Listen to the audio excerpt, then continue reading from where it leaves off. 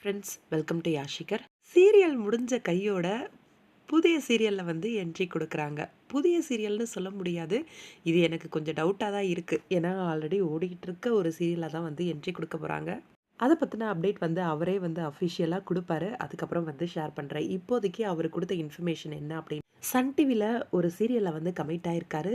இந்த சீரியல்ல வந்து அவரு கமிட் ஆனது வந்து ரொம்ப பெரிய ஒரு ட்ரீம் கம் ட்ரூ மூமெண்ட் அப்படின்ற மாரி. ஏன்னா, அவருக்கு ரொம்ப நாளா ஒரு ஆசையாம்.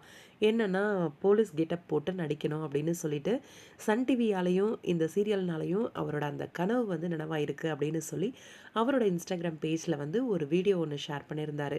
விஜய் டிவில கிழக்கு வாசல் அப்படிங்கிற சீரியல்ல ஹீரோயினோட அண்ணா கேரக்டர் வந்து நடிச்சிட்டு இருந்தாரு.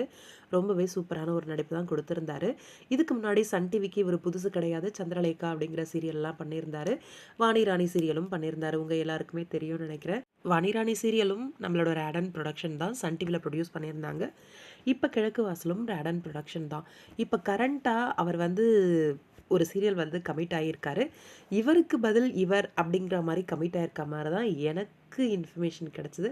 பார்க்கலாம் அஃபிஷியலான இன்ஃபர்மேஷன் கிடைக்கட்டும். அவரும் கிட்டயும் கேட்டதுக்கு அவரும் வந்து சஸ்பென்ஸா தான் வச்சிருக்காரு. ரசிகர்கள் யாருக்கும் வந்து இதுவரைக்கும் சொல்லல. கமெண்ட்ல நெறைய பேர் கேட்டிருக்காங்க. நம்மளா வந்து ரிவீல் பண்ண வேண்டாம் அப்படின்ட்டு. பார்ப்போம் வெயிட் பண்ணி அவரே அஃபிஷியலா சொல்லட்டும். என்ன சீரியல் அப்படிங்கிறத பத்தி எனக்கு தெரிஞ்ச வரைக்கும், இவர் வந்து ஒருத்தரோட கேரக்டருக்கு வந்து ரீப்ளேஸ்மென்ட்டா வர்றதுக்கு வாய்ப்பு அதிகமா இருக்கு. எது எப்படி இருந்தாலும், அவரோட கனவு நனவான ஒரு ப்ராஜெக்ட் அப்படிங்கிற மாரி, இந்த ஒரு ப்ராஜெக்ட்ட வந்து அவர் சொல்லியிருக்காரு. வாழ்த்துக்கள்.